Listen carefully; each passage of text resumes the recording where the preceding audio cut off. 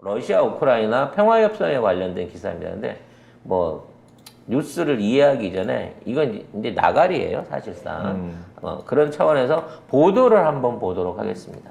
푸틴 대통령이 극동 아무르 지방의 보스토크니 우주선 기지를 방문해 알렉산드르 루카셴코와 회담 뒤 기자회견을 갖고 우크라이나와의 평화 협상이 교착 상태라고 주장했습니다. 또 미하일로 포돌리아크 우크라이나 대통령실 보좌관도 현지 시간 12일 성명을 내고 러시아와의 평화 협상에 대해서 협상은 극히 어렵다고 밝혔습니다.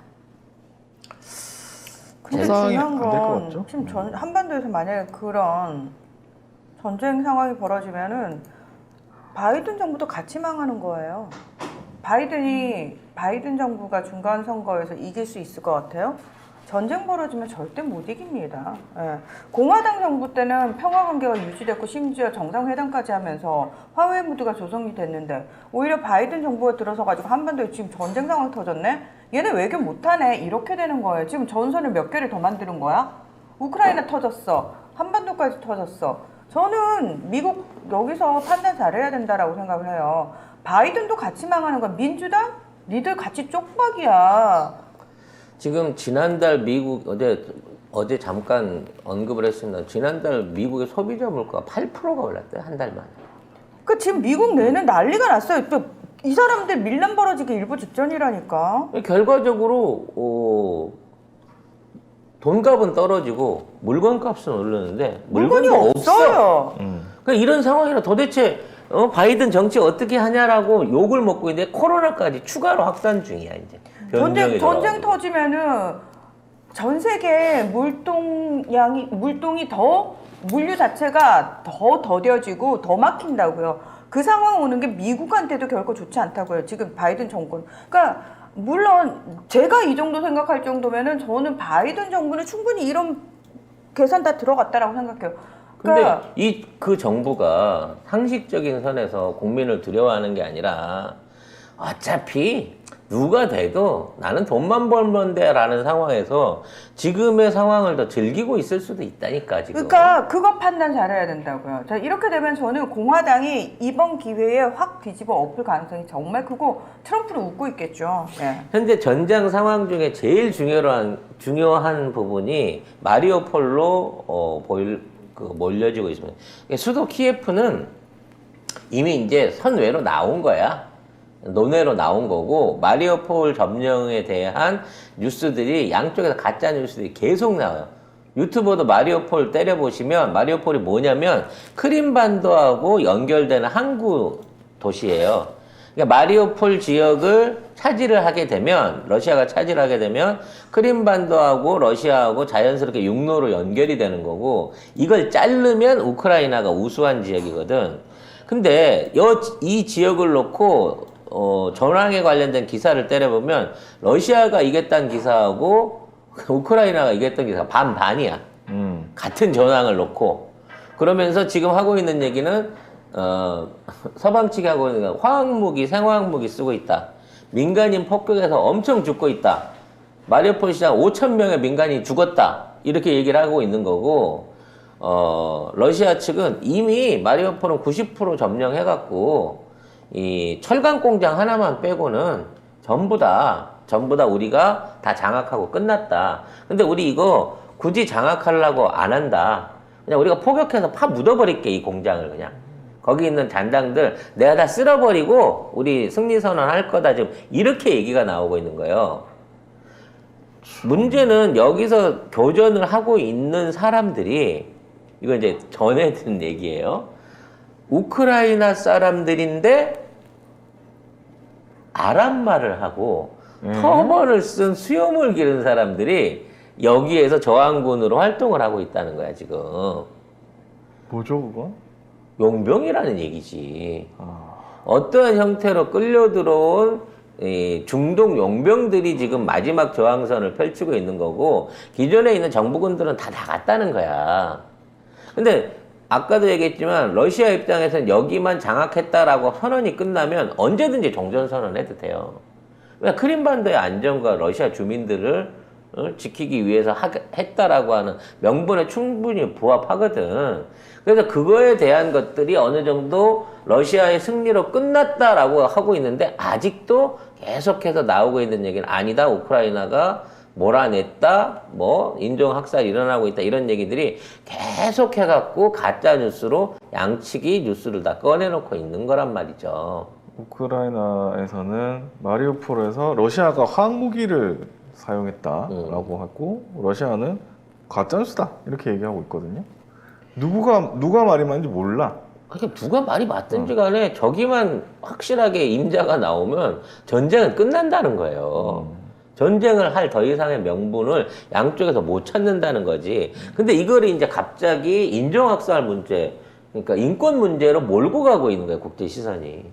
그렇죠. IS가 그때 전쟁을 한참 하다가 영국군을 비롯한 나토가 발을 뺄라 그랬을 때 무슨 사건이 있었습니까?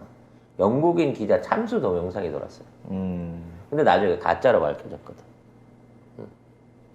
실제 그런 기자가 있었는지 살해를 당했는지 시신이 있었는지를 몰라요. 그냥 동영상만 돌았어. 시신을 확보를 못했으니까. 그러고 난 상황에서 결국은 나토군이 가입할 수밖에 없었고 미군이 증파할 수밖에 없었어. 그 직전까지 오바마가 어떻게든 그만하고 합의를 보고 끝내려고 했었다니까. 근데 지금 똑같은 거야. 합의를 보고 끝내려는 이 시점에 인권 문제가 들고 나오는 거죠. 옛날 가자지구 폭격했을 때도 우리 한번 방송했지만 갑자기 화학무기로 해갖고 막 병원으로 실려 들어온 사람들 동영상이 돌면서 막 화학무기 사용했다는 썰이 있었는데 나중에 유엔의 조사관이 가보니까 없어. 그런 동영상에 부합하는 의사나 환자들이나 그러한 사건 자체가 없었던 거야. 그러니까 서방 언론이라 그래서 무조건 다 믿을 게 아니에요. 물론 우리나라 언론보다는 좀 덜하긴 하더라도 이런 정치적인 목적 안에서는 얘네들 뉴스도 100% 믿을 수 있는 게 아니란 말이야. 아무튼 지금 이 전쟁을 시작한 건 우크라이나와 러시아지만 이 전쟁이 지속되길 바라는 세력들이 있고 이들이 계속해서 간섭을 하고 있기 때문에 이 전쟁은 쉽게 끝나지 않습니다. 끝났다고 하더라도 주변에서 부추기는 거예요. 그래서 그 안에 내부 사정은 그 나라 당사자들하고 국민들밖에 모르지만 우리가 무슨 러시아 편을 들고 우크라이나 편을 들고가 중요한 게 아니라 전쟁을 안 하는 게 맞아요. 그렇죠. 지금까지 했더라고 하더라도 오늘 당장이라도 그칠 수 있으면 그만하는 게 맞습니다. 근데 젤렌스키는 이 기회에 자기 인기부터 시작해가지고 서방에서 받아낼 수 있는 여러 가지 수혜라든지 지가 챙기고 싶은 것들을 더 챙기고 싶기 때문에 계속해서 버티기를 하고 있는 거예요. 내가 보기엔 푸틴도 나쁜 놈이지. 하지만 젤렌스키가 더 나쁜 놈이에요. 개인적으로 더 많은 정치적 개인적 이득을 노리고 젤렌스키가 누구의 조정을 받아서인지 모르지만 저런 짓을 하고 있다라는 게 솔직히 저는 개인적인 내피셜입니다. 지금 세계은행이 우크라이나에 18조 원을 추가로 지원할 예정이랍니다. 그러니까 전쟁 한번 일으켜가지고 계속 내 돈 더 대줄게, 장비 보태줄게, 미사일 더해 막 이러는 거지. 그러다 재고가 없으니까 우리나라에도 무기를 달라는 거야. 근데 젤렌스키도 생각 잘해야 돼요. 지금 본인 챙길 수 있는 거 다 챙기고 정치적으로 자기 이제 입지 없었으니까 원래 정치인 출신도 아니고 자신의 발목을 사사건건 잡던 반대 세력들 지금 이번 기회에 다 때려잡고 있거든요. 친러시아 뭐 반역죄 이런 거 다 씌워가지고 다 때려잡고 있거든요. 중요한 거는 세상에 공짜는 없다는 거예요. 젤렌스키가 지금 마치 내가 앙겔라 메르켈도 이렇게 공식적으로 욕할 수 있는 사람이야 이러고 기고만장해가지고 여기저기 지금 들쑤시고 다니는데 본인이 지금 이렇게 하고 다닌 그 행동에 대한 대가 반드시 영수증은 돌아오게 돼 있어요. 그게 우크라이나에 결코 이롭지는 않을 겁니다. 지가 물론 뭐 영토는 크긴 합니다만 인구 4천만도 안 되는 우크라이나에서 제일 가난한 동유럽의 제일 가난한 국가로 있다가 지금 EU에 자기가 중심이 되려고 하고 있어요. 그것도 국민들을 희생해가지고 국민들의 핏값으로. 그러면서 생쇼를 하고 있는 거죠. 정말 정치인을 잘못 뽑으면 어떠한 결과가 생기는지를 보여주는 가장 악랄한 사례 중에 하나가 아닐까라는 생각이 듭니다. 이런 상황에서 계속해서 이제 러시아에 불리한 뉴스들이 나오고 있어요. 자, 러시아 국영철도 디폴트 소식이 있는데, 요거 한번 다시 팩트 체크해 보겠습니다. 네. 미국 월스트리트 저널에 따르면 유럽 신용파생 상품 결정위원회는 국영 러시아 철도공사가 채무 상환 불이행, 디폴트 판정을 내렸습니다. 러시아 철도공사는 2026년 만기 2억 6,800만 달러, 우리 돈으로 약 3,311억 원 상당의 회사채를 발행했는데요. 그런데 지난달 채권이자를 상환하려고 했지만 외국 환거래 은행 네트워크상 법적 규제 준수 의무로 인해 이자 지급에 실패했습니다. 러시아 철도공사 사례로 인해서 다른 러시아 기업들의 디폴트 가능성도 커졌습니다. 자, 러시아 철도 관련해서는 저희가 몇 번 뉴스에서 말씀드린 적이 있었어요. 러시아 철도가 현재 운영이 불가능한 정도의 재정 위기를 맞고 있어서 운영권 전체를 우리한테 넘기려고 하고 있다. 그래서 남북한 통일만 되면 러시아가 기존에 갖고 있는 구선로들을 전체적으로 다 관리, 운영, 보수해가지고 한국에서 한반도에서 연결되는 러시아 철길을 우리 마음대로 쓸 수 있게 된다. 대야티아이. 그러니까 그것만 갔으면 우리 대화가 지금 날개를 달았을 상황인 건데 눈물이 나네요. 아무튼 그거는 지금 이제 좀 요원한 얘기가 됐어요. 이제 그렇게 말하지 마요. 이제 러시아 쪽보단 중동이 더 빠를 수 있으니까 다른 희망을 갖고 기다리면 됩니다. 근데 세상에 철도가 러시아뿐이야? 중동에도 있고 미국에도 있고 남미에도 아프리카에도 있고. 있어. 남미에도 있어. 세상에 철도 대통령만 똑바르면 가서 따올 수 있어. 그래, 세상에 철도를 많지만 경이 당선 놈이야. 그게 제일 큰 문제긴 한데. 자, 일단 그래서 지금 러시아 철도 자체의 재정 상태는 이미 디폴트가 형식적으로 났나 안 나를 떠나서 이미 누적 적자로 인해서 운영 불능 상태였고 한국에 이걸 넘기려고 지금 약속이 다 돼 있었단 말이야. 그럼 우리가 천연가스관 넣고 석유 받아오고 이거 구상무역 해주면서 그 철도 운영권 우리가 곧 이어받게끔 돼 있었어. 남북 교류만 일어나게 되면. 응? 근데 이 부분에 대한 게 이제 지금 터진 거예요, 뉴스로. 지금 많은 분들이 자꾸 국제뉴스 하니까 아니 지금 우리나라가 지금 경인데 국제뉴스가 귀에 들어와요 하시는 분들 계실 것 같은데 그 얘기는 그 얘기가 2부에 해줄게. 아니, 그게 이렇게 아니고 조급해 이 양반들이. 지금 국제 정세 돌아가는 거를 알아야 돼요. 그래야 우리가 어떤 지금 상황인지를 정확하게 아실 수가 있다. 이게 우리나라하고 전혀 상관없는 러시아가 망해가는데 이 차원의 문제가 아니라고요. 네, 그런데 딱 저는 경이되고 5년만 참으면 그래도 되나 싶었는데 이 국제 뉴스를 접하다 보니까 더 희망이 없어지는 거예요. 아니 너무 국제사회가 그래요. 암담하고. 한국은 5년간 저희가 기다려줄게요 이러고 우리나라에 대해서 없어. 모든 유예를 해준대요. 그거 아니란 말이에요. 지금. 딴 데는 뭐 대통령 안 바뀌나? 네, 딴 데는 선거 없나? 이거 어떻게 기다려? 그리고 그쪽은. 이 디폴트 금액도 이게 2억 8천만 달러잖아요. 큰 돈 같지만 스위스 프랑. 여기에 대한 채권 이자입니다. 이거는 원금이고 이자 주려고 했는데 달러가 없어.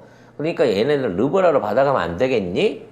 금으로 줄까? 뭐 이런 식으로 얘기를 하는데 불구하고 아니 우리 달러 아니면 안 받아 그러고 디폴트를 시켜버린 거야.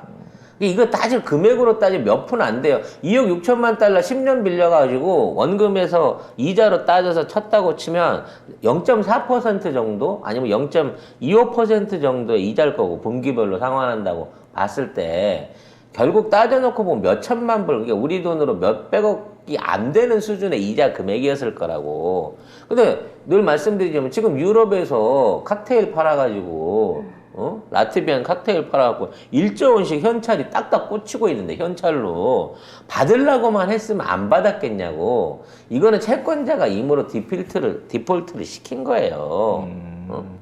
그러니까 여기에 대해서 문제 삼아갖고 무슨 조치를 취하면 러시아 정부에서 법적 조치 취하겠잖아. 러시아 국자 전체로 디폴트 확대시키면 법적 조치 취하겠다는 거야. 이거는 공기업에서 내가 이자를 주겠다고 했는데 니네들이 평상시에 르브로라도 받고 뭐 딴 걸로도 받더니 달러 아니면 안 돼. 그래서 디폴트를 시킨 거지. 러시아 경제가 무너졌다고 말을 못 한단 말이야. 외환도 이미 전쟁 이전 상태로 상환이 돼 있고 정상적으로 돌아오고 있는 현금 유동성은 오히려 더 좋아져 있는 상태니까 이게 이것도 의도적인 뉴스인 거예요. 만약에 이재명 대통령 당선인 상황이었다면 지금 우리 이 상황은요, 한국이 엄청나게 많은 역할을 할 뿐만 아니라 국익에 정말 도움이 되는 상황으로 다 끌어올 수 있는 상황이었어요. 여기서 지금 갈쿠리를 들고 훑으러 다니잖아요.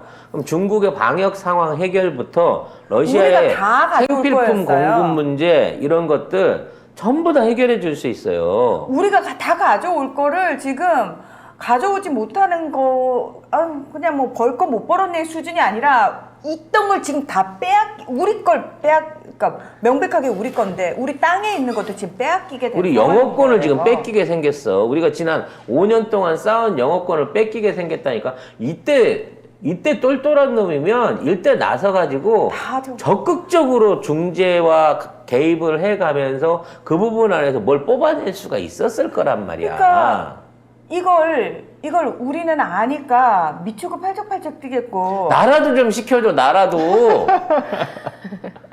뭐 이렇게 하시는 됐을 텐데 경 찍은 애들, 이번 찍은 애들은 일도 정치가 뭔지 모르고 정치가 밥 먹여주냐 이딴 무식한 소리를 짓거리는 것들이 또는 내 집값만 오르면 되지 아니, 이런 무식한 것들이 뽑았잖아요. 집이 다 날아가게 생겼는데. 그럼 올라가가지고. 대한민국 인수위에 똑똑한 놈들이 얼마나 없으면 경제, 국방, 외교에 관한 브리핑을 김앤장이 받아가지고 정책 제안을 하고 있냐고 지금.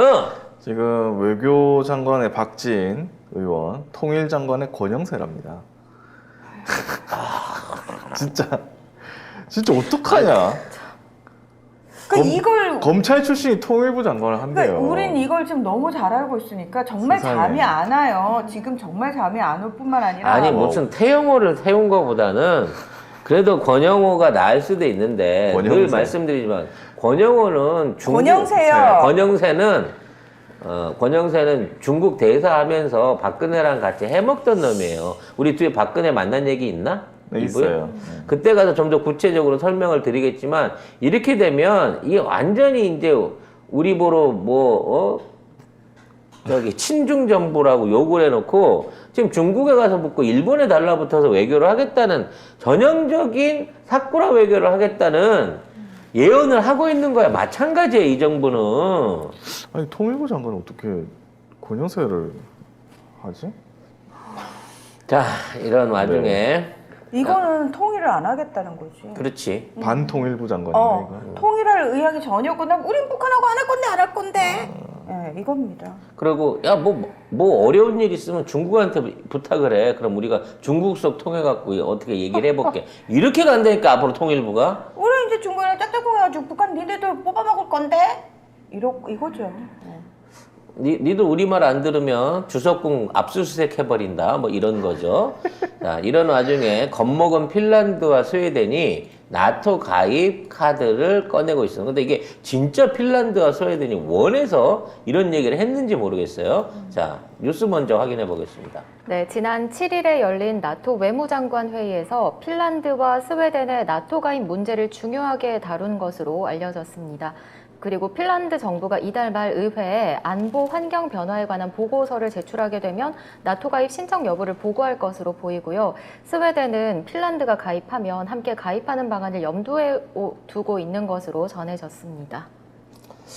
사실 이제 핀란드는 직접 영토가 붙어 있는 상황이라서 바로 옆이에요. 예, 러시아의 눈치를 안 볼 수가 없습니다.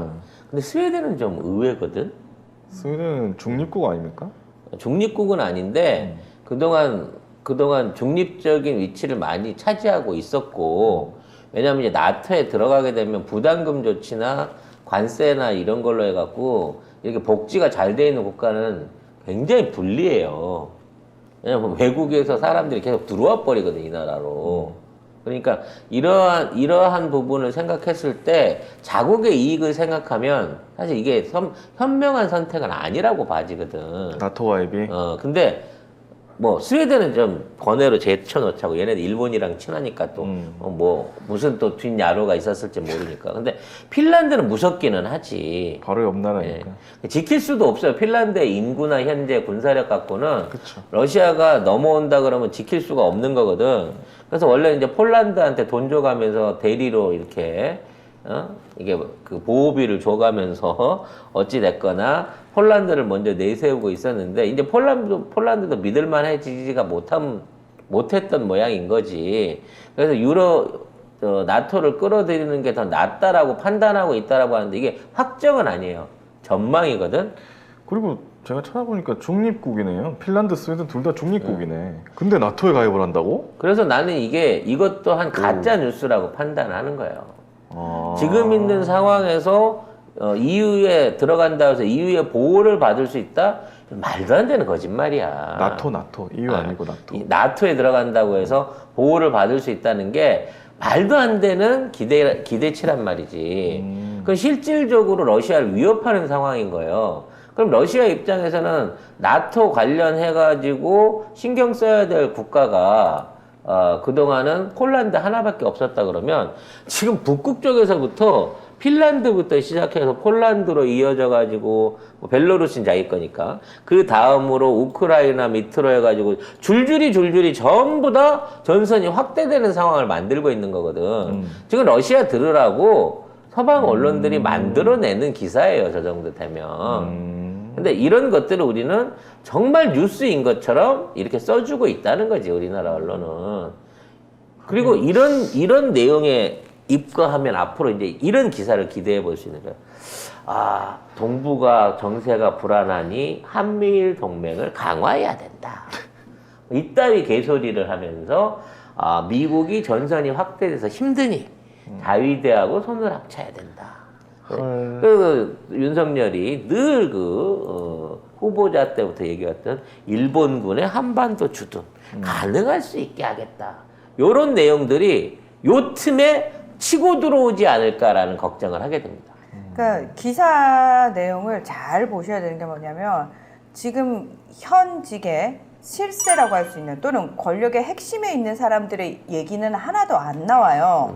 자, 싱크탱크인 핀란드 경제포럼이 여론조사를 했는데 라면서 얘기를 하죠. 자, 그러면 과연 이 싱크탱크라는 핀란드 경제정책포럼은 쩐주가 누구일 것인가를 그렇지. 생각해 볼 필요가 있고요.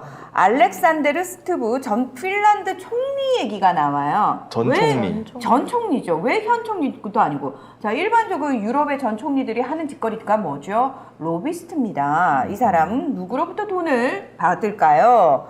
자, 그리고 스웨덴 같은 경우도 지금 스웨덴 집권당이 아니에요. 스웨덴 제2야당이자 나토 가입에 반대해온 스웨덴 민주당의 대표 얘기가 나오는 겁니다. 그 뭐지? 우리나라로 말하면 정의당 심상정이 나서가지고 나토 남북 가입하자. 관계 어떻게 해야 된다라는 기사가 났는데 미국에 지금 한반도에서 제2야당의 위치에 있는 정치인이 이런 식으로 한미일 공조에 적극적으로 협조해야 된다는 의견이 나오고 있다. 이런 기사나 똑같은 거야 지금 이런 것들이. 그리고 정작 마그달레나 안드레슨 스웨덴 총리는 지난달 말 현지 공영방송 인터뷰에서 나토 가입을 배제하지 않았다. 이거 원론적인 얘기잖아요. 누구나 할 수 있는 거 아니야. 누구나 할 수 있는 얘기잖아요. 근데 이거를 오다르고 아다르고 이렇게 기사를 만들고 있고 이 기사의 근본적인 목적은 나중에 한미일 동맹에 들어가야 된다. 쿼드에 가입해야 된다. 주한미군 숫자를 늘리고 적극적으로 협조해야 된다. 이따위 개소리를 내놓기 위한 일종의 미끼 기사가 아니냐라는 생각이 든다는 거죠. 전 진짜 이런 강의를 하나 만들까 봐요. 기사를 정확하게 보는 방법. 진짜 이런 강의를 하나 만들 필요가 있겠다 싶은 생각이 들어. 아 진짜로 경제 뉴스나 외교 뉴스 같은 경우에 응. 왜곡이 제일 심해요. 정말 왜냐면 심하죠. 응. 사람들이 반발을 안 해. 그렇죠. 그런가 보다 그런가 그냥 보다 쭉 이러지. 받아들이죠. 아 지금 뭐 JP 모건이 했는데 반도체 주가 막 형편없이 떨어질 것 같다더라 라고 쓰는데 정작 이걸로 인해 갖고 직접적인 경제 현실 뭐 손실이라든지 이런 게 나는 기사가 아니잖아. 그러니까 반도체가 떨어질라나? 지금 뭐 삼성전자 팔까 뭐 이런 식으로 유도하는 기자들이 많아요. 그리고 나중에 물어보면 우리가 그런 게 아니라 JP 모건이 그랬다니까. 나 진짜 이거 이런 식으로 지금 많이 하는 거거든. 애들용으로 이런 강의를 하나 제작을 해야 되겠네. 기사 정확하게 분석하는 방법. 씨 일하기 싫다는데 왜 자꾸 일을 벌리고 그러세요, 사모님. 왜요? 아니 이건 해야지. 나라를 살리는 일인데 지금 피곤한 게 문제야? 나라가 백척간대 위기 앞에 서 있는데 지금 뭐 하자는 거야? 위기 앞에 서 있은 지 오래되긴 했는데 그래도 지난 5년간은 괜찮았지. 아무튼 기대치를 하나도 할 수 없는 그런 상황으로 흘러가고 있기 때문에 더더욱 여러분이 관심 가지고 이런 부분에 대해서 좀 전문적으로 나서야 되는데 현재 우리나라 그 외교 잘하고 똘똘하던 사람들 다 지금 이재명 캠프에 와 있는데 어떻게 될지를 모르겠어요, 진짜로. 네.